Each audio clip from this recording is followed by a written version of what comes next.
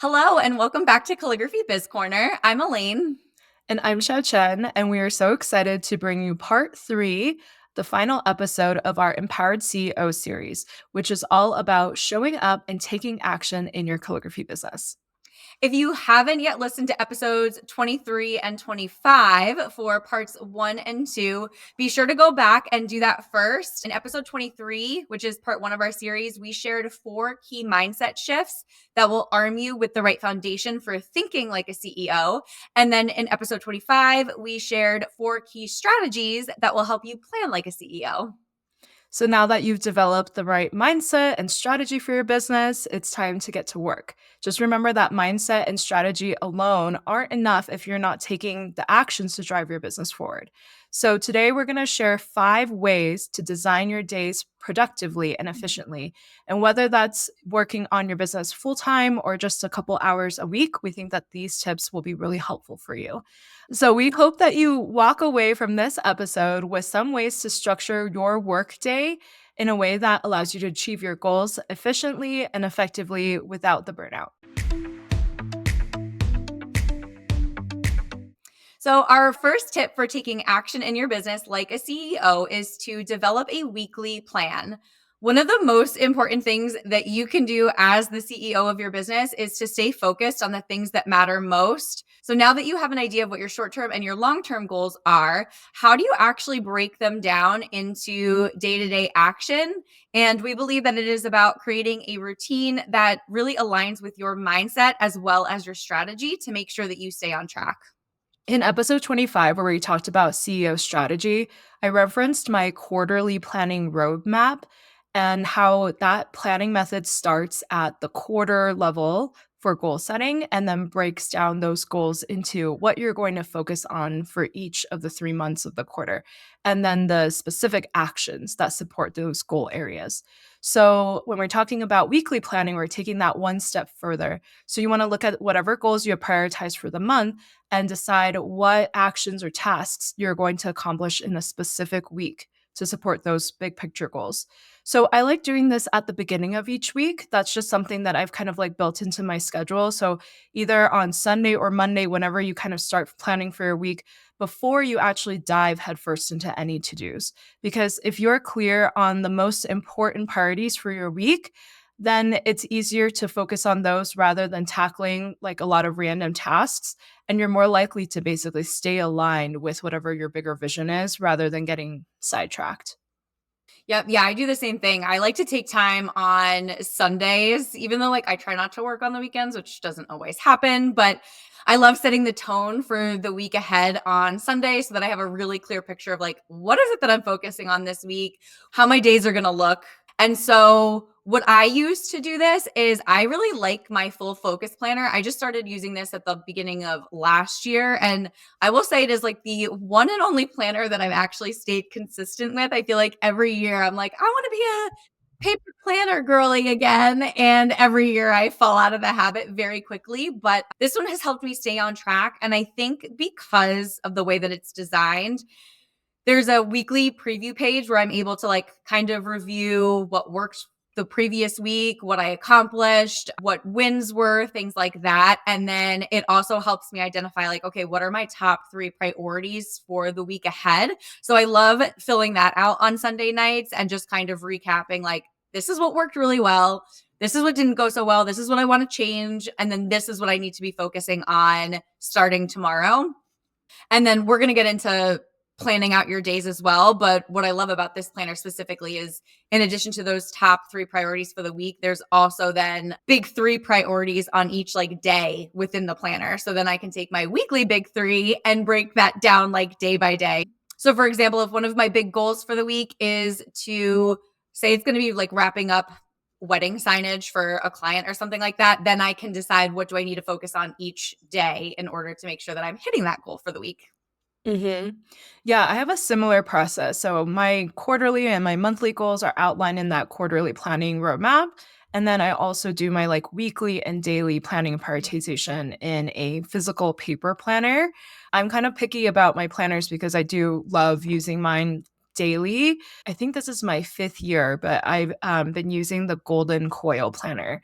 and it allows you to choose from a bunch of different layouts for what works for you. So that's probably the thing I like most about it. Ironically, though, I use like a really simple layout. So, like, my annoyance with most planners out there is that they're actually like a little too complicated for me. There's like a lot of like features and sections that I don't use. So I end up picking like a simple layout that doesn't have like fields that like distract me that I don't use. But basically, I think the most important thing is like find a method that works for you. If you'd like to do weekly planning, daily planning in a like online in a system like ClickUp, like Notion, a Google spreadsheet, I don't know, like a notepad, whatever works for you. Just kind of find something, experiment a little bit, and then find something that you can stick with. Yeah, I always say like pick whatever feels easy and natural to you, because if you're met with any resistance to doing it, you're not actually going to stick with it as a habit. So, yeah, I Agreed. love that reminder to find what works for you specifically. We're just sharing what works for us. We can also include links to both of our planners in the show notes. That way, if anybody wants to check either one of them out, they can. So, once you have your weekly priorities planned out, however you choose to do that, next it is time to plan out your individual days. So, that leads us to our next tip, which is time blocking your days. I am such a big fan of time blocking. I have done it, I feel like, for multiple years now, and I kind of changed the way that I do it sometimes. And I've been leaning big into it this past year with literally like putting time blocks on my calendar. But I really do feel like this is one of the best tools for staying productive and staying on track. So the way that I approach this is, again, I like to plan out my weeks either like at the end of the day on Friday or on Sunday, just so I kind of have a roadmap for the week ahead and I know what to expect. But I will literally block off chunks of time for client work or for coaching work, for podcasting work, and then also add in my own personal things, like if I want to take Ollie for a long walk or if I'm going to go work out, things like that. So by assigning specific like chunks of time for specific tasks, I don't waste any time deciding on like what am I supposed to work on right now, or where would my time be best used. I kind of already have that totally mapped out. And then it also, like I said, helps me stay on track with the amount of time that I'm actually spending on something. And what I've been doing is in my time blocks on Google Calendar now, I've been making notes of like, what did I actually accomplish during that time, which is coming really helpful for Mm. things that are a little more, I don't know what you want to call it. It's not like up in the air, but Like like, ambiguous. yeah, yes, that's the perfect word for it. Yeah, things that are a little more ambiguous where you're like, okay, plan content for next week. It's like, okay, Mhm. how the heck long does that actually take me? Yeah. So I'll, put the time chunk on my calendar for however long I want to spend doing that on whatever day of the week. And then after I come to the end of that time block, I will write down just in the description of that Google calendar block, like, this is what I actually accomplished during this time. So that way I can also start to track, like, how long do things really take me in my business? Because sometimes we have a Mhm. good idea, but sometimes we don't. And it's important to know where our time is going. I love that tip. And I think it's also helpful, this time blocking practice is also helpful for like we make such long to-do lists. So it's really helpful for us to be realistic on how much time it actually takes us to get through that to-do list. And then if we cycle that feedback back to help us make more realistic to-do lists as well. Because every time I look at my to-do list and start actually time blocking, I'm like, there's probably 5 things I'm not going to get to on this list today. So I need to adjust because once you actually start adding time in your calendar, you realize most things are probably going to take you a little bit more than 30 minutes. And actually, this kind of leads to this concept that I like to talk about with this analogy of like rocks, pebbles, and sand. If you understand this concept, it helps you to get really good at time blocking. So, the analogy is basically like imagine that you're trying to fill a vase and you have rocks, like large rocks, you have pebbles, and you have sand. And your goal is to put everything in the vase. If you put the sand in first and then the pebbles, you don't have any room left for the bigger rocks because the sand and the pebbles fill up all the space. But if you put the big rocks in first in the vase, then the pebbles and the sand, they're going to kind of like fill out and trickle into the pockets where there naturally is space. And so that's kind of the same concept with your time is like if you go and start doing all the random tasks, all the sand on your to-do list first, which often is really tempting because those things tend to be more like quick, easier, don't take as much brain power. then you might find yourself running out of either time or energy or both to actually tackle the bigger projects or like the rocks that require more of like your thinking and your brain power, your time. So, my suggestion when you're doing this time blocking exercise is like block out the time first for your most important priorities for the rocks that are going to take up bigger chunks of your time. Maybe it's like blocking a solid 2 hours to work on updating your website if you're going through like a refresh or something. Maybe it's blocking like an hour and a half to work on all the client proposals that you kind of have on your docket. And then you can kind of go through your calendar and slot in like 30-minute breaks, 30 minutes for emails, 30 minutes to reply to DMs in the remaining openings on your calendar, which, to continue that analogy, is kind of more like your pebbles or your sand work. I love that analogy so much because one, it's very visual. So I feel like we are visual people. So it's very easy to picture inside of your head. But it also just always makes me think of that like saying where, if you don't stay in control of your schedule, your calendar, your time, et cetera, somebody else is going to take control over it as well. And I feel like a lot of the smaller things like the pebbles and the sand tend to be tasks that are like reactive tasks, right? Mhm. Like answering emails or checking DMs or whatever the case may be, where it's like we're reacting to things that are coming into us. But by Yeah. making sure that we are prioritizing the things that we actually want or need to get done or that are most important to us, we stay in that proactive mindset when we're approaching our to-do list or our schedule, our calendar. Like, even if it is things like for me, it's important for me to get to my workout class at least, I aim for at least 3 times a week just because I know it helps me relieve stress. It helps me clear my head. But if I don't schedule those workout classes in, they don't happen. So like even that Yeah. is like one of my important rocks, I feel like. So, it can be for your business, but again, we're also big proponents of aligning your business with your personal life. So even thinking about if you're starting to feel like your business is taking over certain personal things or whatever the case may be, like realign those priorities and think about those bigger rocks and how you can put them back into your calendar. So I Mhm. love that. That's such a good analogy. Yeah, I feel like a lot of times when we're like, "What did I even do this week? I didn't feel like I get anything done." That's probably a sign that those pebbles and sand are leading the way versus like you prioritizing some of the bigger rocks that are really going to move the needle for your business. So that's why I think this concept is so important. Yeah, absolutely. I feel like I want to put like an emoji of a rock next to all of my big tasks. The cover of our episode is just Yeah, rock boulders. exactly. Another tip that I wanted to share when it comes to time blocking is to pay attention to how you kind of operate. So, again, kind of tying into like when you're developing your weekly plan, you want to make sure that you find a routine and a habit that works for you and that you're actually going to stick to.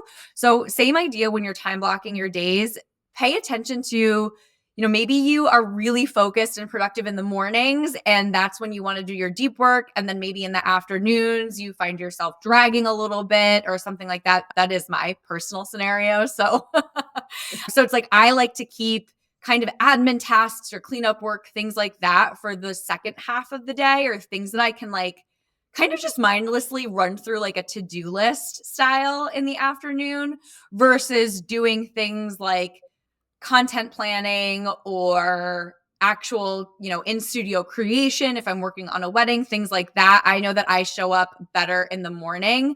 And then same thing with like the amount of time that you're trying to block cuz I've recently realized that I'll set like a 3-hour chunk for something like if I really need to get some focus on something done, I lose focus in those 3 hours. I'm finding that I'm actually more productive when I give myself like an hour block at a time and then stop, give myself some buffer to take a break and then go back into it if I need to. But I don't do well with just like the never ending 3-hour time block because I'm like, oh, this is just so much time for me to fill it. I can take my sweet time. So Mhm. just pay Yeah. attention to like what actually works for you or how you actually like feel on a day to day, you know, hourly basis, but even just like days of the week too. Like maybe Wednesdays are your most productive day or Fridays you really love to get stuff done. So take that into account while you're time blocking.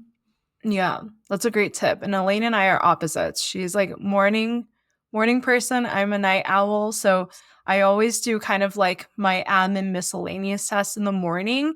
And then after lunch is where I'm like really focused. I feel like for me, it's between like 2 to 4 or something where I can like really get focused. Yeah, it's so funny how different everybody is, but that's why it's so important to like figure out what's going to actually work best for you because we're all very different.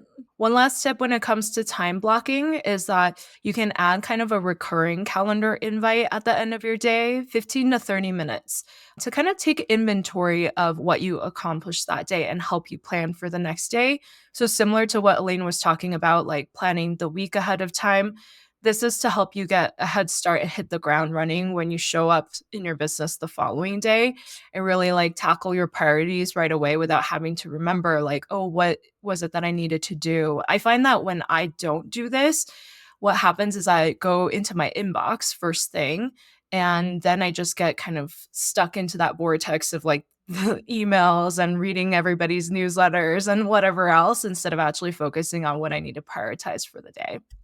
Yeah, exactly. I love this tip too. So even if you just take an extra 5 minutes at the very end of your workday to just brain dump, what you accomplished or what your big to-dos are for tomorrow, things that you have to remember. And then the next morning you can come in and at least then time block like, okay, these are my tasks, but you're not wasting time spinning your wheels. Like you said, like remembering, oh, what was it that I was supposed to work on today? Or what Mhm. did I forget to do at the end of the day yesterday? Yeah. I'm surprised at how bad my memory is because I'm literally always like, what did I do yesterday? Right. Well, I mean, like, but we hold so much information in our heads. So, like, it makes sense. So, that's why I'm just such a big fan of being able to get it out of your head and whether it's on paper or onto a Google Doc or whatever the case may be. Again, whatever works best for you. But it's just taking that little extra time to be proactive about things versus just being reactive about what your tasks or your calendar, your schedule, etc. is. So, this kind of leads us to our third tip, which is batching your work. So, in addition to time blocking, we both recommend batching your tasks for maximum focus. So, for example, when wedding season hits, I have days that I dedicate to client work in the studio. And then, even within my client work, for example, if I have like 3 mirror signs to create, then I will batch them for the same time block. That way, I'm not wasting time pulling out different materials and supplies. Like, I know that, okay, I'm pulling out my pens, etc., for mirrors specifically. So I'm going to focus on these for like this 4 hour afternoon batch or whatever the case may be. When I have podcast tasks on my to do list, I try to do them all at once. So that way, my focus is solely on this podcast. And I'm not necessarily thinking about, podcast content and then switching over to coaching content and then switching over to wedding content. I try to keep my brain focused on like the one specific category task that is at hand. I truly feel like Elena is like the batching queen, obviously working with her on this podcast. And she'll time block it and she'll tell me, tomorrow I have 1 to 3 blocked to work on podcast tasks. And she'll like create all the social media content, create the blog, I'm like, oh my goodness, like I need to learn how to be as efficient as you.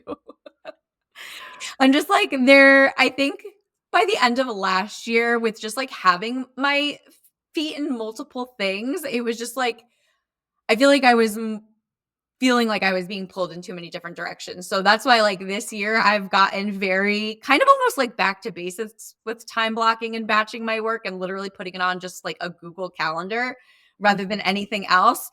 But yeah, that way it's just like I can stay focused and I have like my to-do list for the podcast for that specific time block and I can just like run through it again as instead of feeling like, oh, what am I supposed to work on next? What do I have to do next? It's like, no, you have your list, you have your time in your calendar to get it done, and then you just bang it out.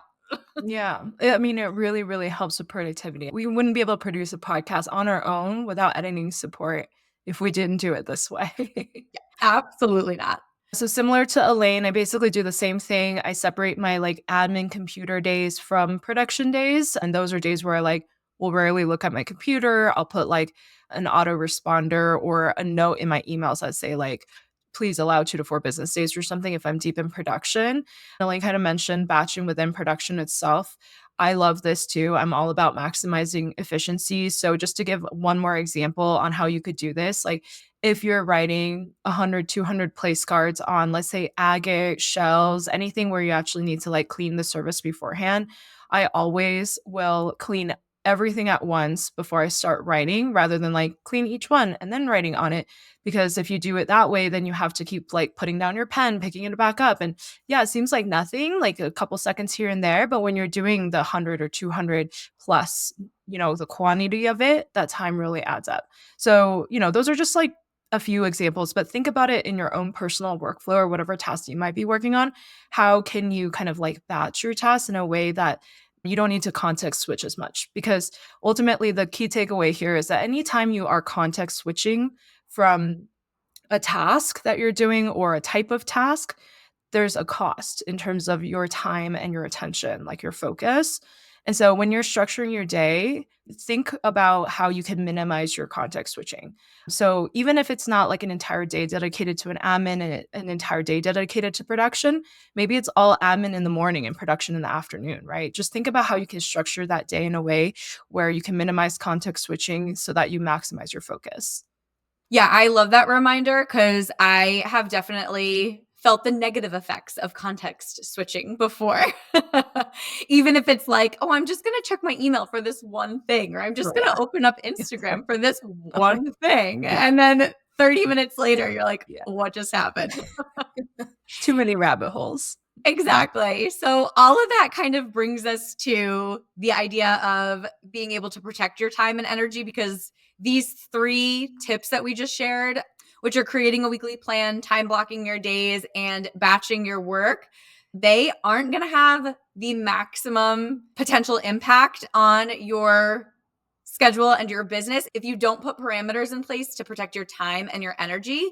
So, our fourth tip is all about setting boundaries. And we both feel that this is absolutely crucial for actually staying focused and putting these three previous tips into action. But I have just found that when you don't have boundaries in place, then again, going back to this idea of like you are going to operate from a more reactive state rather than a proactive state and staying in control of your schedule. So, a few ways that I like to set boundaries in my business to better protect my time and my energy is, of course, number one, I use systems. I always have an autoresponder on my emails, and this just helps take the pressure off of having to feel like I always need to be in my inbox and responding to new inquiries and emails right away. And I especially love this for when wedding season hits. And like you said, like sometimes we're just in the studio producing for an entire day and we're not necessarily opening up our computer. And so it's really nice to be able to have that autoresponder on that just says like, I got your email. I am, in the studio because it's the height of wedding season. Please allow 2 to 3 business days for a personal reply from me, or however you want to phrase it, whatever your time frame for response is. But I love that it sets the expectation for my clients. And then, like I said, also takes the pressure off of me. So I don't feel like I constantly need to be replying immediately every time something comes in. I know that the clients are being taken care of, and then I can get back to them when I said I'm going to get back to them. Another kind of boundary that I like to set in my business is I aim to have no calls and no meetings on Fridays. So what I really love is being able to use the scheduler in Honeybook because I can actually like set my call availability. But I know that whenever I have calls on my calendar, I need time before the call to prep for it. I need time after the call to do some wrap up. So like even if it's just a half hour call, I feel like it usually eats up at least an hour of my time. Again, kind of going back to that context switching, like I think we also underestimate the amount of time that our brains sometimes need to like refocus ourselves on something Mhm. else. Yeah. I try to keep Mondays and Fridays absolutely clear. That way I can use those days to focus on some of my bigger rocks in my Mhm. time block and my priorities. So even if you don't use Honeybook or if you don't have a CRM, you can also use programs like Calendly. And I think even like Google and Zoom are starting to integrate some like scheduling tools. So you could look into that as well. But I remember when I first started my business, I felt like I had to be available to everyone all the time. And so I think one of those CEO mind shifts and then putting it into action is realizing that your schedule is yours to protect. And if you don't protect it, other people are going to come in and take over. And so realizing that no, you don't need to be available to everybody at all times. You also need to be available to yourself and make your own business a priority.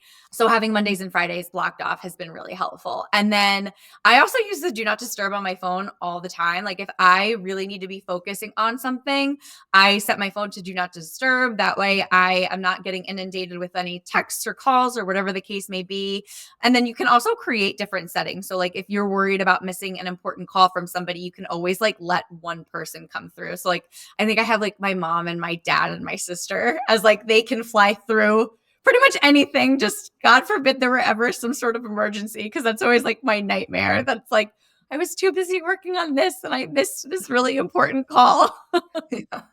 I love those examples. I use some of those as well. I don't have strict like Monday, Friday, no meeting rules, but I do try to schedule my meetings on the same day because, like you said, there's the context switching time, but also like the time at getting ready, like if, especially if it's going to be a video call, making sure I look presentable, like all of that. I mean, honestly, the days that I'm not taking meetings, I just look like a scrub. So Yep, same. yeah, so today is a meeting day for me. But I think the best boundary that I set for myself was that I don't have work email notifications come through on my phone.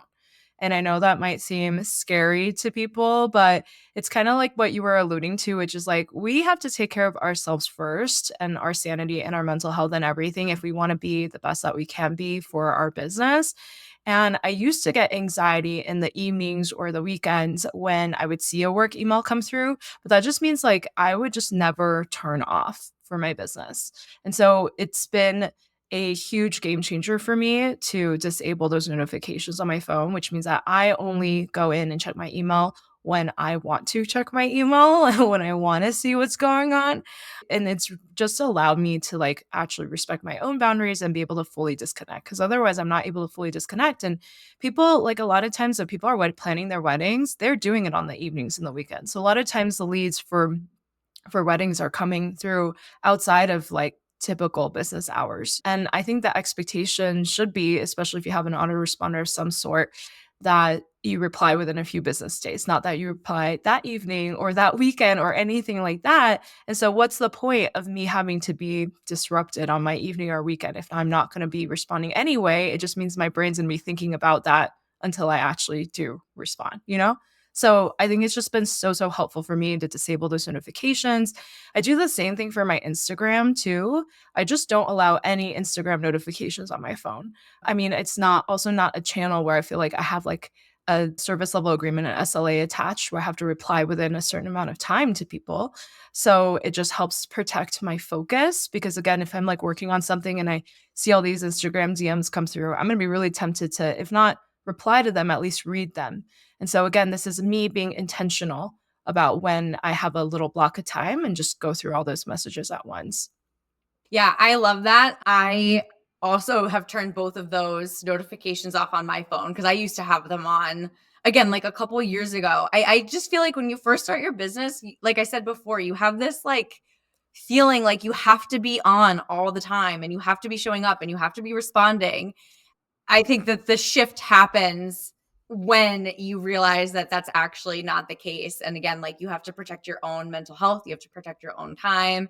And so, whatever that looks like for you or whatever feels best for you, we're both giving you permission, whoever's listening to this episode, that you can turn your email notifications Mhm. off, you can turn your CRM notifications off, and you can turn your Instagram notifications off. Mhm. And Yeah. your business will still continue just fine. Yeah. I mean, don't like wait a week to respond to your emails, but like there's Right. a there's a balance, you know. Exactly. So, our fifth and final tip for taking action like a CEO in your business is to host a CEO day. This is probably one of the most valuable actions that you can take because these are days that are dedicated solely to stepping away from client work and focusing on your business. So, doing things like strategy planning, reflection, maybe some long term planning, goal setting. I personally am trying to get better at this myself this year. And I am planning on bringing back my quarterly CEO day to reflect on my goals, the progress that I've made, and plan out my priorities for the next 90 days. But I'm also bringing this back monthly, making sure that I schedule an end of month review at the end of every single month, because that way I can, again, what worked well, what didn't go well, what did I accomplish, what didn't I accomplish, and then take all of that to say, okay, what do I need to focus on for the next month ahead?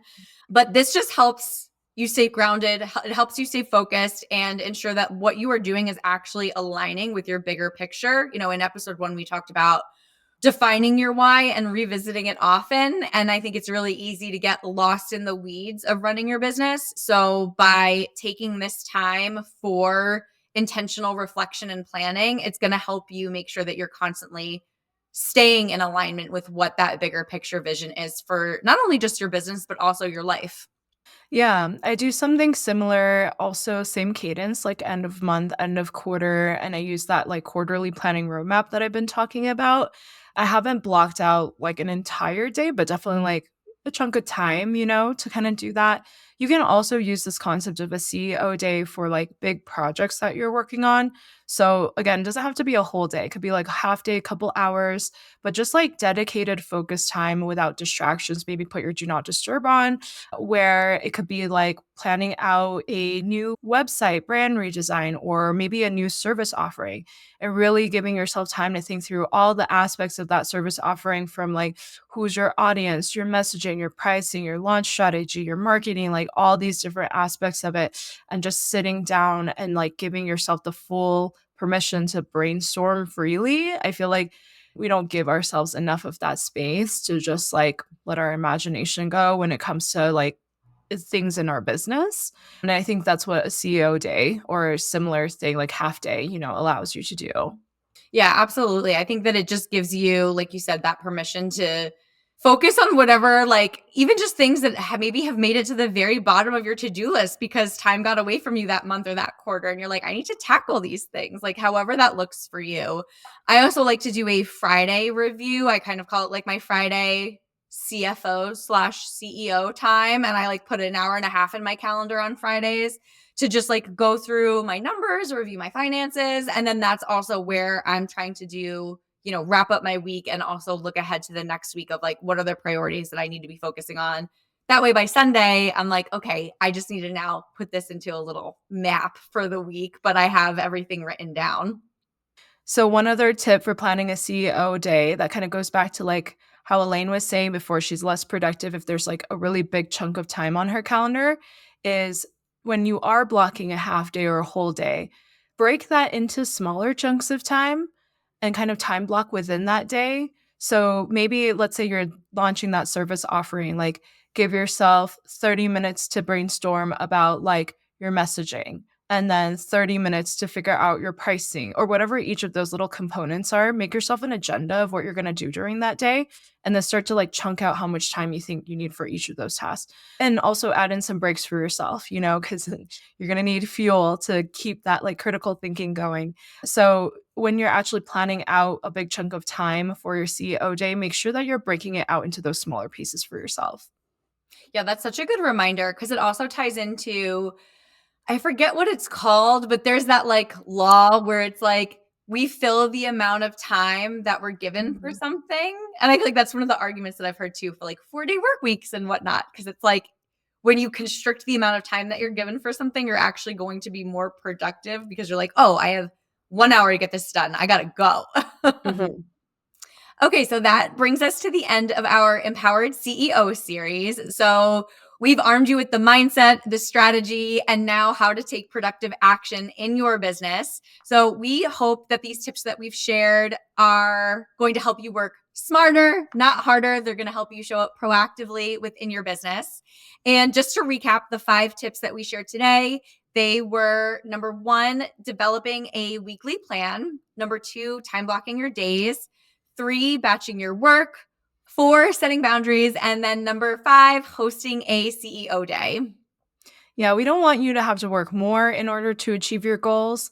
Especially, I know a lot of you are side hustlers or have lots of other parties going on in addition to your business. So, we hope that these tips can help you work more efficiently while making sure that the actions you take are intentional and aligning with the long term vision and strategies that you set for yourself. And if you would like a partner to help you in designing your business strategy and building out your own quarterly planning roadmap, that's personalized to you wherever you are in your business, whether you're just starting or you're a couple years in. I do have 2 spots left in my one on one mentoring program, Your CEO Partner. And we start by designing that customized strategic roadmap together. And then we work together really closely over the next 12 weeks to prioritize your weekly actions with me coaching you on any like day to day questions or decisions that you have. So we really focus on the implementation piece of your strategy. So not only the strategy, but also the execution. So it's like having a coach in your pocket working with you on your business. If this sounds perfect for you, then DM me the word partner on Instagram. I'm at monstera.gold and I can tell you all about the program. Yeah, I feel like we all always have the very best of intentions when we're setting our goals and our priorities for ourselves. But the truth is that just sometimes life and business get in our way. So I love that you're offering this like coach in your pocket to help with the strategy and the planning and the accountability piece of it, because I know that that's always something that I need. I am a girl who thrives with accountability. So and if you enjoyed this series and you're thinking, I need a structured plan to run my business smoothly without feeling overwhelmed and without the burnout, then that is exactly what I help calligraphers do inside Flourish and Biz, which is my 12-week group coaching program. We focus on mapping out your entire client workflow, automating admin tasks, and really refining your messaging so that you can attract high-end clients and confidently charge what you're worth. You will get hands-on coaching, templates, and a supportive community to help you finally build a business that works for you. And I'm super excited because doors for the April group are going to be opening soon. So I have a wait list ready to go. It'll be in the show notes if you want to join there. Or you can DM me the word flourish on Instagram at Write Pretty for Me to learn more. So thanks so much for tuning in to the Empowered CEO series. This is the first series we've done. So we would love to hear any thoughts or feedback. Just send us a DM at Calligraphy Biz Corner or leave us a rating or review wherever you're listening. Hey friend, don't hit stop just yet. We've got a freebie that we don't want you to miss. We've compiled a tech programs guide packed with the software, tools, and programs that we love to use in our business, and we know that you'll love too. We've done all the research for you, from whether it has a free plan to some special discount codes just for you. So grab your tech programs guide now. It's 100% free. You can find it at the link in our show notes. And after you check out the guide, send us a DM at Calligraphy Biz Corner to let us know if it was helpful. And don't forget to follow our podcast and leave us a rating or review. Until next time, keep the ink flowing and the dreams growing.